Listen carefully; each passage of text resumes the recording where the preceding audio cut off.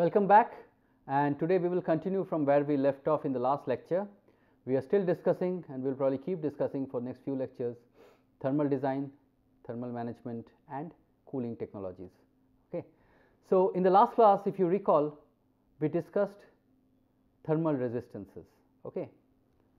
And during that we looked at bare die architecture, we looked at integrated heat spreader architecture, package architectures, that is. And in all these cases we were looking at something called a heat sink. It is a cooling solution. So, what is a heat sink, and therefore, what are the different cooling solutions that we will talk about? We are going to look at that in this lecture. Okay. So, the concepts that we are going to cover today, we will take a small slide, of just a single slide on cooling hierarchy, and then we will start with heat sink. Okay. So, let us move on. So, this is cooling solution hierarchy. See, you have a piece of silicon, and then you put it in a package, which is the first level packaging that we talked about, and then this package goes into a motherboard. So, it is first level, second level all together, and then we put a thermal solution which can take various forms. We are going to look at all those, the thermal solutions. That is what thermal engineers do, and then this thermal solution goes into the overall system. And within the system, depending on the number of microprocessors that needs to be cooled, there can be multiple thermal solutions. Now, the one thing I would say is, during this entire discussion on thermal design and management, we are going to focus on computing products, okay, laptops, desktops, tablets. Okay. But that being said, it may be most of the principles, the philosophies, many of the technologies that we are going to talk about can be easily applicable and also are applied in various other products as well. Okay. Various other electronic products, in telecom products, okay, in battery management BMS, battery management systems, so on and so forth, okay, or even appliances like TVs, consumer appliances, okay, consumer electronics, I would say. All right. So, let us move on, and this is the cooling solution hierarchy. So, a typical thermal management solution in a computing product looks like this. In case of a desktop, and you may have had the experience, if you have ever opened the desktop chassis, you may have seen this. On the piece of silicon, you will see a fan, and you will see something that looks like this. Okay, it is a base with some metal plates coming out, extruded to the base and coming out in the normal to the base in the form of an array. So, that is called a heat sink, finned heat sink. Okay. And the fins can be straight, fins can be curved. The fan actually can be at the top, fan can be blowing from one end. So, all these configurations are possible, and this is called a fan heat sink combination. Actually, if you go to any of these e-commerce sites like in India, Flipkart, Amazon, you can actually order many of these. And what I will try to do is, in the next lecture, I will try to bring some of these actual samples and show it to you. Okay. In the notebook system, however, what we have is something called a heat pipe. So, here also you see a fan and a heat sink. This is actually a heat sink, probably not very clear from here, but these are actually these are plates one after the other. Okay. It is an array of plates one after the other, and the fan blows air through this fin array. So, this is also a fan heat sink arrangement, but unfortunately this fan heat sink is too large to be placed directly on the piece of silicon, directly on the CPU. So, therefore, what is done is, we use a cooling solution, a cooling technology called heat pipe. So, you have the silicon, you have a thermal interface material, you have a copper plate, and then within the copper plate we embed something called a heat pipe, which on the other end is connected to this heat sink through which the fan is blowing the air. So, what happens is, this heat pipe actually conducts the heat or transfers the heat, transports the heat that is generated at this location, at the location of the silicon, very efficiently from this location to that location, from the silicon, which is the hot junction, to the heat sink, which is where it is cooled.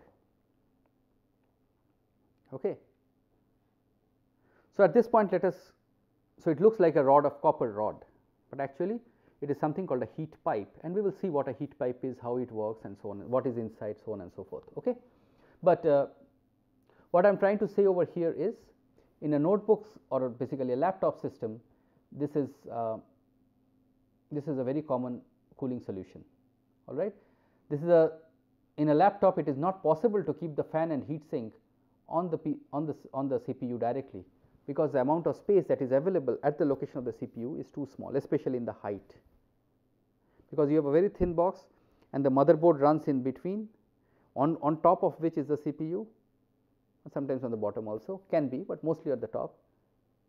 And so you have only a few millimeters that is left, but the fan and heat sink that you need for cooling needs to be much thicker and larger. So, therefore, you take it outside the motherboard footprint and look and use that, you place the heat sink and the fan in a location which is outside the footprint of the motherboard. But then how do I transport the heat which is generated at location A to location B? Heat pipe is one of the most efficient techniques for that. We will see how it works. All right. So, now before we go to heat sink, we will just spend one slide on what is called fins and what is the advantage of having heat transfer using a fin. Okay. So, again, people who have taken undergraduate heat transfer under mechanical engineering, this is something very familiar to you. So, fins are appendages, let us say, that is attached to a surface so that it increases its surface area. If you look at a fish, for example, fish has fins, it is an appendage, extended surface area protruding out of its body. So, for in the nomenclature of heat transfer and heat sink, this is how a fin looks. Let us say I start with a hot plate placed in a cooler ambient. The heat transfer coefficient is H, the plate is at a temperature Tb, and I will say why B, why not plate for P or surface for S, or S for surface, P for plate. I will talk about that. But in such a scenario, if the area of this plate is A, then what is the amount of heat transfer? H A Tb minus T infinity. Agree? That is what it is, Newton's law of cooling. And let us say this is not enough. I put just a copper plate, and you do this, and you find that the amount of heat that you can dissipate is not enough. Okay. So, one is you go back to the electrical designer and say, boss, not possible, I cannot cool this much. And then he will ask, did you try, did you think of other methods? Okay. So, it is better we do it ourselves in the beginning. So, what can we do? So, then one of the most common ways is to, okay, I have this plate and I take another rectangular plate and attach it in a direction normal to the surface in this manner. Okay. So, this becomes a fin because this is protruding out of this surface, it is like an appendage protruding out of this surface. And for a moment let us assume that this is a perfect contact. You add another one like this and you keep adding one after the other as much as this can permit. And once again, even though this slide tends to show that the thickness of this plate and the thickness of the fin is the same, it does not necessarily have to be that. In fact, in many cases the base is much thicker than the thickness of the fin. All right. So, therefore, what happens? I increase the amount of surface area that is available for heat transfer. Earlier it was, now if you look at this, you have the fins and you have the base of the fin. Earlier you had just the base only. Now you understand why I use the subscript B for this, because finally this becomes the base of the heat sink. This is where the heater is attached. This is what is placed on the CPU, which is the heat source. Okay. So, therefore, Now, I have increased the surface area. So, what should it be? What should be my total heat transfer then? You can say Q, sorry,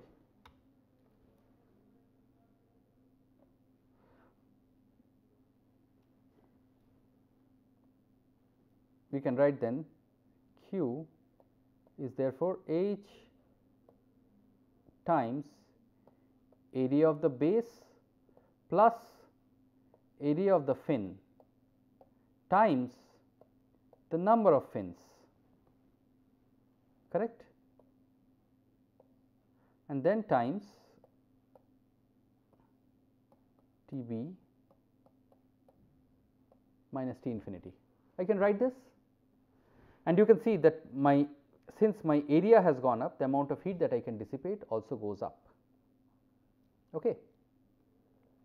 However, the problem is I cannot write like this. So, this expression is actually not correct.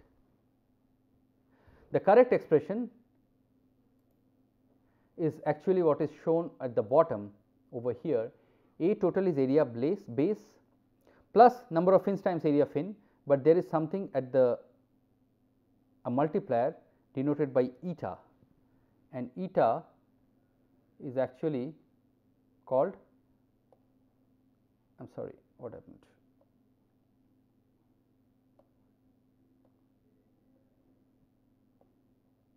This eta is actually called the fin efficiency.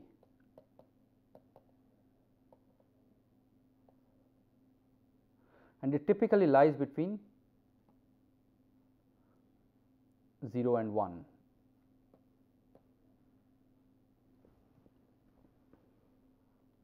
Now, what is fin efficiency, or why does it come? Because why does the heat get, how does it help us in heat transfer? Earlier it was completely by convection, but now what happens is part of the heat gets conducted through this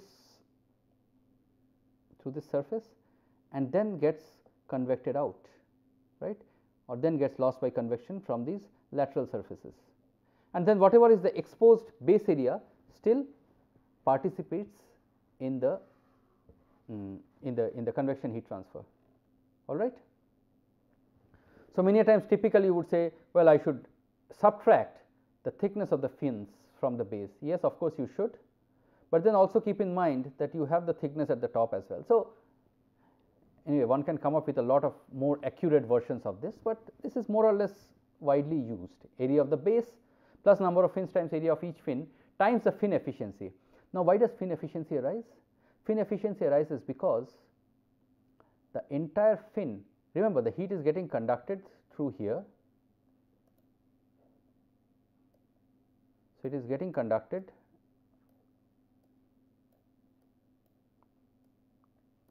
and in the process it is also getting lost from this surface by convection, clear. So, therefore, what happens is if I measure the temperature from the base to the tip, I would see that the temperature actually, if I measure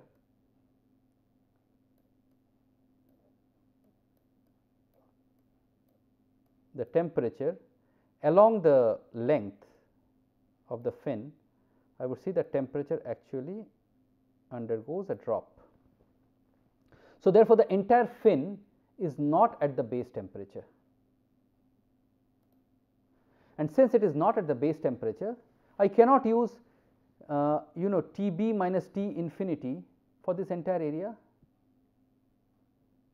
clear. So, therefore, what we do is there is a complicated calculation which gives us this expression for the efficiency, which is defined as the actual heat transfer divided by the heat transfer which we would have got had the entire fin been at the base temperature, but in reality it is not going to be that. Okay. And we will see that that depends on a variety of parameters. It depends on the overall heat transfer coefficient H, it depends on the conductivity of the material as well as the geometry of the fin. Okay. So, we are not going to get into the details of that. If required, you can look up any heat transfer book, and this is a very basic chapter in conduction. but the overall area goes up. It is not absolutely directly the fin area that is added to the base area, there is a multiplier which is less than 1 given by fin efficiency, but overall there is a significant increase in surface area and therefore overall heat transfer. And if we talk about thermal resistance, fins increase surface area, thus reducing the convection resistance 1 over H A, because the A now is becoming higher, larger. Clear? So, later on what we will do is, we will probably spend at least one lecture if not more in solving some typical problems, and over there I will give you some expressions to calculate this fin heat transfer or fin efficiency rather. All right. Okay. So, now let us move on and let us look at, so when you have a number of these fins attached one after the other, we get a heat sink. All right. So, on the right hand side, on the left hand side, we see a base and fins attached to it in the form of a parallel plates. It is called a parallel plate heat sink. Many people call it longitudinal fin heat sink. All right. And air will flow through these passages between the adjacent fins, and while passing through, it is going to extract the heat from each of these surfaces as well as the base. Now, instead of a continuous longitudinal plate like this, we can also have pins in this form. So, this is called a pin fin heat sink. Okay. So, a pin fin heat sink has its advantages in the sense we are not going to get into those details, but it does increase the mixing of air. It is not a smooth flow between in a channel, but now the air flow becomes a little chaotic, and which actually helps in increasing the heat transfer coefficient. Okay. But however, it also increases something called a pressure drop or flow resistance. We are going to talk about that later, and that also we have to keep in mind. So, there is an advantage, there is a disadvantage, and any problem in life actually is an optimization problem, and so heat sink design is nothing different. Okay. So, heat sink design, what will it depend on? It is just the heat sink design. I am not even talking about airflow and all.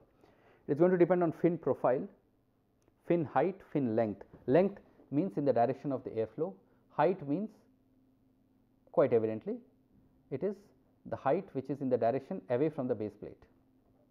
Fin profile, what does it mean? Well, it can be longitudinal fin, it can be pin fins, it can also be trapezoidal fin. It does not have to be absolutely a rectangular cross section, it can be circular cross section, it can be annular fins, so on and so forth. So, fin profile also does play a role. It can be thick at the base and then go up. Okay. So, what I am trying to say is the fin profile, instead of being like this, can be like this. In 3D, it can be in the form of a cone, truncated cone, instead of a pin fin that I have added, I have drawn over here. Sorry, please excuse my drawing, it is very bad, I know, but this pen I am not very very comfortable with this, so it shakes, but I hope you get the idea. Okay. So, now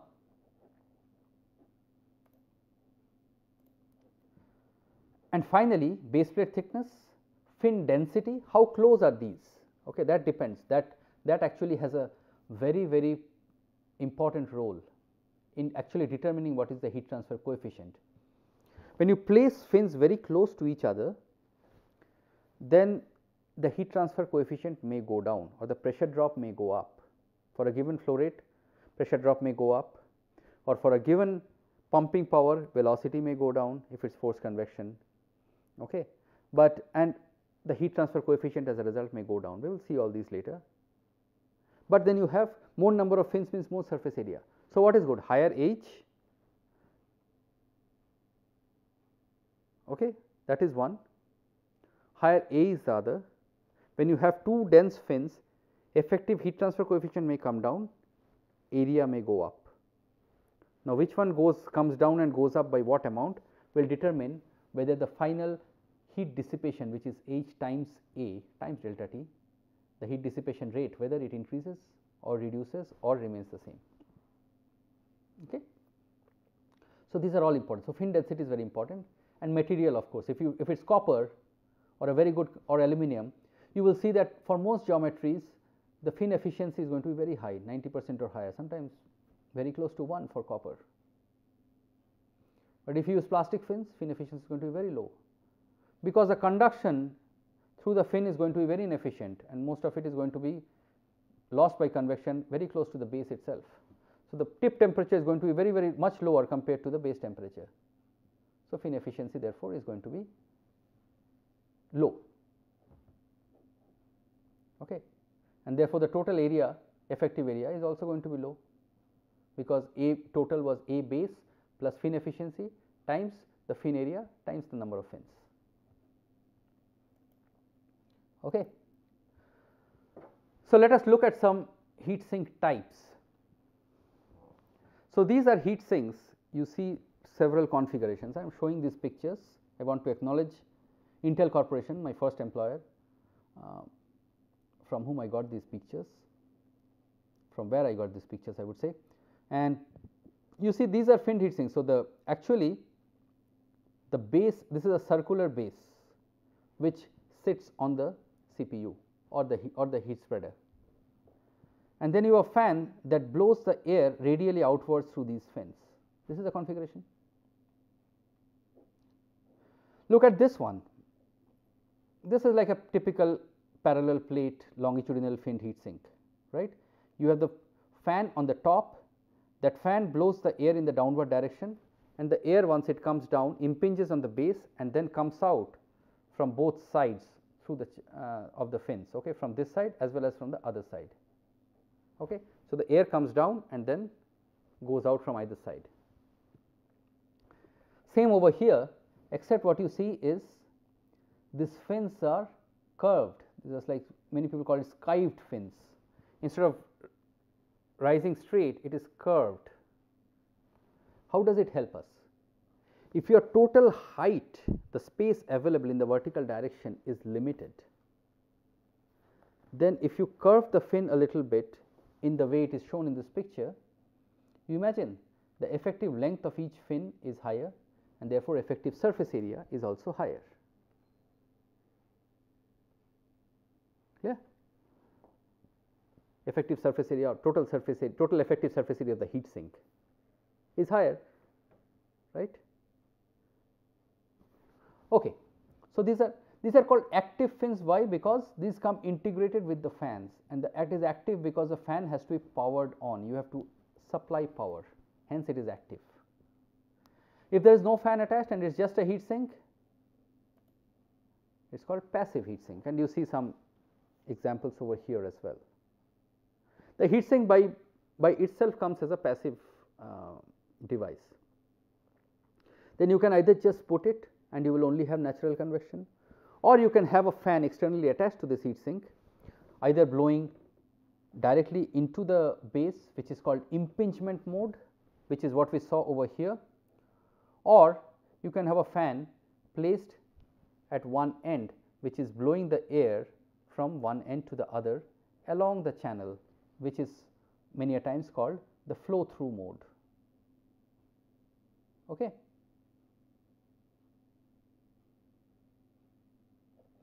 This one you see, this is called a folded fin. The fin is like this, as you can see, goes up, gets folded at the top, comes down, and then it is attached to the base somehow. This one, the flow is channelized. The top is actually for both of these, you have cover at the top, so that the flow is channelized. So, if there is a flow through this, it does not enter and then escape from the top. It will be forced to flow like a channel covered on all four sides. Okay. Whereas, this picture that I was showing, as the air comes, it may end up flowing through the channel from this end to that end, but part of it may also escape from the top if I do not cover it. Clear? So, I mean lot of variations possible, lot of things possible. Okay. So, that is what I wanted to cover here. I wanted to give you in this lecture a feel of what a heat sink is and how a heat sink is designed, what is the fin, how does it help, And why a finned heatsink is so popular? See, we are talking about only in as heat sinks in electronics cooling, but these fins, you can see it in a multitude of applications everywhere. The most common one is your car radiator. Look at the car radiator, you have these fins placed right next to each other, and except that you do not have a heated base, instead what you have is you have these tubes through which the coolant is passed or the fluid is passed. Okay. You open your air conditioner, if it's a split AC, you know, with the evaporator inside, that the inside indoor unit, if you just open the lid, which is very easy to open actually, there are two press points at the sides. If you open, the front lid goes up. If you ever seen a service technician, you will see this, and inside you will see all these pipes and these fins attached to the pipe. These are called finned heat exchangers. Through the pipe is what your refrigerant flows, okay, the refrigerant vapor, and the air actually flows through the passages between the fins, and as it flows over the tubes through these finned passages, it loses heat to the refrigerant, and that is flowing through the tubes, and therefore what we get indoors, what we get inside the room is cooled air or chilled air. Okay. And the same thing is on the other side, which is called the condenser side, all right, where you have a fan blowing ambient air, and which actually takes the heat away from the refrigerant and throws it, if I may call it so, colloquially using, or rather more technically dissipates it to the ambient. So, finned heat sink or finned heat exchangers, or the concept of fins as extended surfaces for enhanced heat transfer, is extremely popular and used. I think if you just look around, you will see examples of finned heat sinks or heat exchangers, and our application of electronic packaging and electronic cooling is no different. Okay. But many a times what we will see is, okay, that heat sink, just a fan heat sink combination may not be enough, we have to do something else, and especially at the location where you may not have adequate space to put a heat sink and fan of the required size. So, all these constraints do come, and we will see examples of those in some of the subsequent lectures. Okay. So, thank you very much, that is all I had, and in the next lecture we will continue our discussion on finned heat sink, and we will primarily look at that given an application, how do I determine what is going to be the performance of a finned heat sink. Thank you very much.